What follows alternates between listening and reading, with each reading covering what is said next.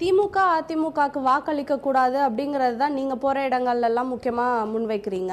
எதனால மக்கள் உங்களுக்கு வாக்களிக்கணும்னு நினைக்கிறீங்க? 50 வருட காலத்துக்கு பிறகு தமிழகத்திலே ஏன் ஒரு மாற்றாட்சி வரக்கூடாது, அந்த மாற்றாட்சி நல்லாட்சியாக கூட்டாட்சியாக ஏன் இருக்கக்கூடாது என்று வாக்காளர்கள் சிந்திக்கின்றார்கள்.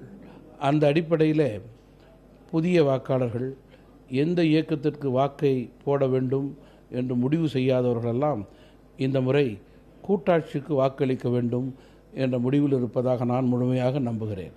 இப்போ தமிழகத்தை பொறுத்த வரைக்கும் கூட்டாட்சி அப்படிங்கிறத நீங்கள் தான் முதன்முறையாக முன்வைக்கிறீங்க. இது அமைவது சாத்தியம் அப்படின்னு நினைக்கிறீங்களா?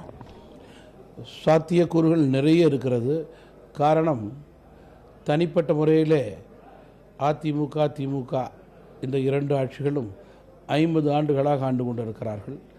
இன்றைக்கு கூட அடிப்படை தேவைகள் கிராமங்களிலே பூர்த்தியாகவில்லை. நகரங்கள் எந்த அளவுக்கு வளர்ந்திருக்க வேண்டுமோ அந்த அளவுக்கு வளரவில்லை. எனவே மக்கள் கூட்டாட்சியின் மூலம் இதனை நிறைவு செய்ய முடியும் என்று நம்புகிறார்கள். இப்போ தமாகவை பொறுத்த வரைக்கும் உங்கள் தந்தை வழியில் நீங்கள் இந்த கட்சியை எடுத்துகிட்டு போகணும் அப்படின்னு நினைக்கிறீங்க. ஆனால் மூத்த தலைவர்களுக்கு போதுமான அளவு முக்கியத்துவம் கொடுக்கப்படலை அப்படிங்கிற ஒரு குற்றச்சாட்டு பரவலாக இருந்துச்சு.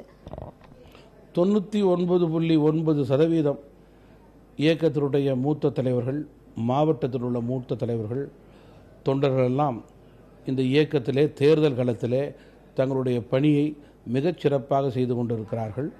இப்போ இந்த தேர்தல் தேதி அறிவிக்கப்பட்ட அதுக்கப்புறம் தான் காங்கிரஸ் கட்சியிலேருந்து தொடர்ந்து அழைப்புகள் வருது தமாகவினருக்கு. இது இந்த அழைப்பு இந்த தேர்தல் சமயத்துக்காக அவங்க கையில் எடுத்திருக்கிற ஒரு விஷயமா நீங்கள் பார்க்குறீங்களா? தமிழ் மாநில காங்கிரஸ் கட்சியை பொறுத்தவரையில் நாங்கள் பலமான இயக்கமாக இருக்கிறோம். எங்களை தேடி வருபவர்களை நாங்கள் அரவணைத்துக் கொள்வோம். யாரையும் நாங்கள் தேடி போய் அழைக்க வேண்டிய அவசியம் எங்களுக்கு கிடையாது.